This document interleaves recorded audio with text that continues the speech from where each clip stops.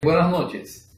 Primero un agradecimiento al poeta Juan Carlos Recio, que me ha invitado a sentarme una vez más en el aire. Esta vez es un comentario sobre Carlos Victoria, que yo he titulado Victoria en Miami. Los muertos suelen tener muchos amigos, los muertos ilustres aún más. Es el caso de Carlos Victoria. También el de Renato Arenas y Guillermo Rosales, asociados en la vida, hermanados en la muerte, en el suicidio, marginados en vida, adorados tras la visa al más allá.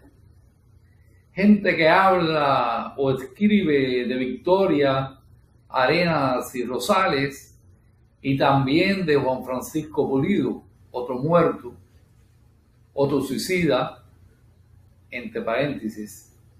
Dios mío, qué cantidad de muertos, de suicidas en el pequeño país de las letras exiliadas. Asombroso, ¿verdad? Para hablar, escribir de sí mismos, es decir, los que hablan de los muertos terminan escribiendo de sí mismos, de su obra. Yo no. Yo no fui tan amigo de Carlos, muchísimo menos de Arenas y de Rosales. Aunque sí lo fui y mucho de Pulido, a quien conecté alguna vez con Carlos un tiempo antes de que se colgara o lo colgaran, nunca se sabe, de una ducha allá en la helada Minnesota. Me refiero a Pulido. A Carlos, Reinaldo y Guillermo los conocí en Cienfuegos a través de las ondas de Radio Martí. Luego, al escapar de la isla y arribar a Miami, una periodista de esa radio me puso en contacto con Carlos. Me invitó a un restaurante, Carlos, no la periodista, los periodistas suelen ser tacaños. Me invitó a un restaurante en Hialeah, ciudad donde mayormente vivió en un apartamento frente a un lago. Un lago descrito en alguna de sus obras tras salir de Cuba en 1980 por el puerto del Mariel. No sé por qué me lo imaginaba alto y fornido. Así que cuando avanzaba hacia el interior del restaurante, de pronto percibo a alguien pequeñajo y delgado que se me encima por un costado, con los brazos abiertos, en ademán de abrazo, que yo supuse de ataque en mi paranoia. Me viré para pegar primero, pegar doble, como decían en las cerveceras Cienfuegueras, es decir, que da primero, da doble. Pero el presunto atacante dijo mi nombre y dijo Victoria, y sonrió limpiamente y nos fundimos en un abrazo. Me sentí abochornado y él trató todo el tiempo de restar importancia a mi desaguisado, que era natural que yo actuara así, repetía.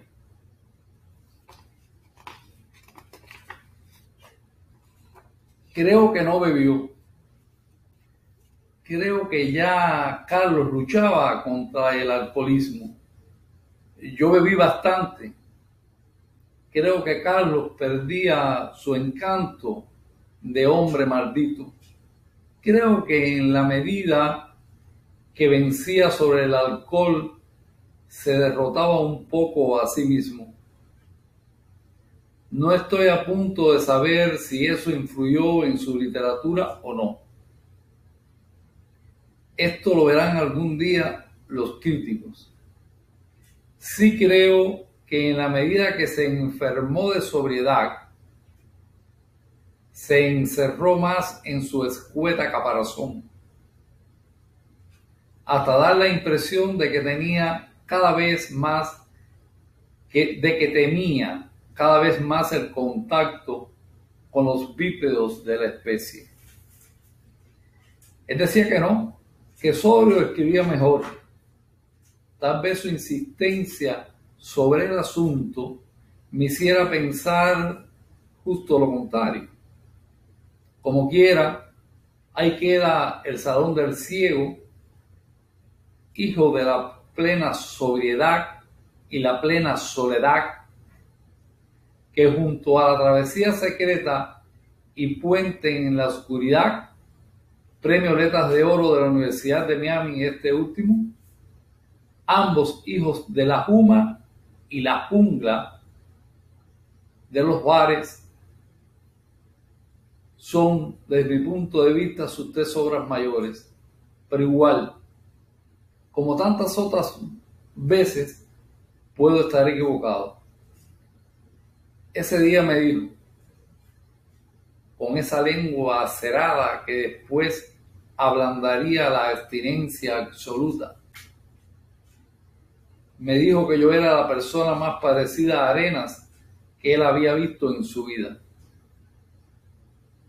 Debí ponerme orondo, pues agregó enseguida, pero ni te embulles, muchacho, que el parecido físico no te otorga su talento literario.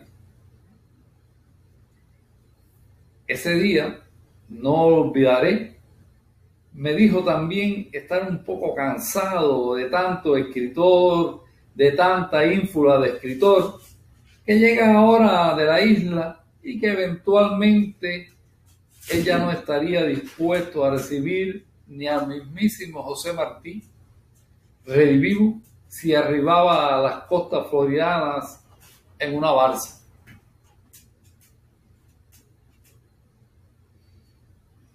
Creo que cuando le hablé del arribo de Pulido, es decir, de Juan Francisco, mi amigo, me repitió la misma frase, pero ya con la fuerza y la gracia de cuando aún, pero no ya, aclaro, no ya con la fuerza y la gracia de cuando aún no estaba completamente enfermo de sobriedad.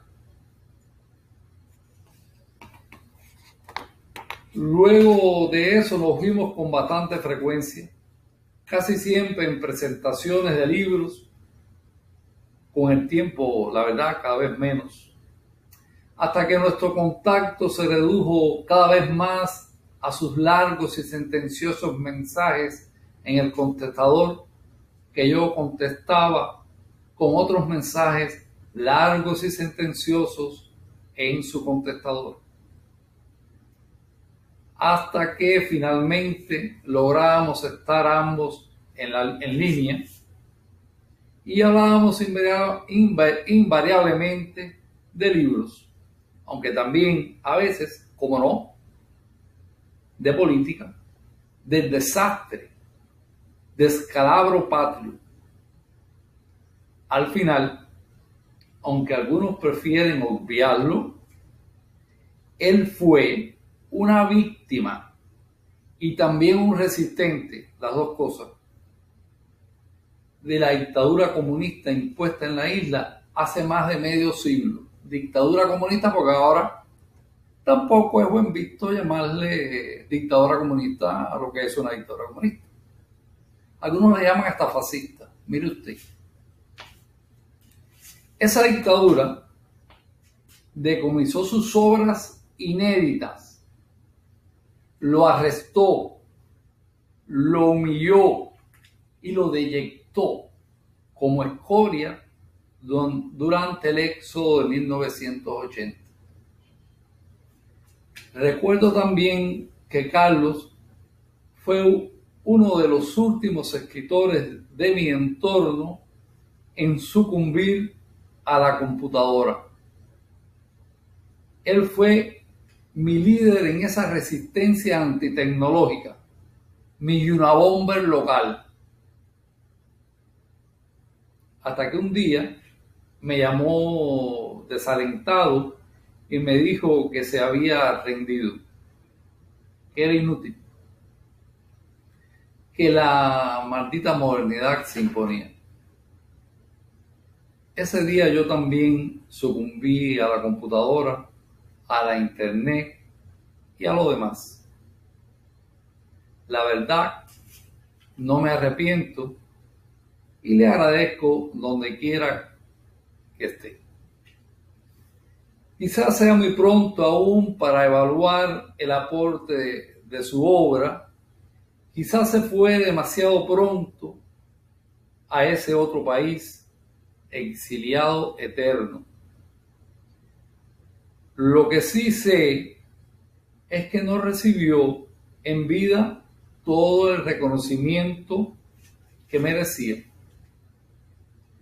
Que en la Cuba que vendrá, las aguas en su nivel, Carlos Victoria será uno de nuestras asignaturas pendientes. Y entonces, claro, la Academia Norteamericana, tan a la izquierda de Dios, lo descubrirá sin recordar que una vez lo tuvo vivo y a la mano y ni siquiera lo miró. Muchísimas gracias por su atención. Muchísimas gracias a Juan Carlos. Muy buenas noches.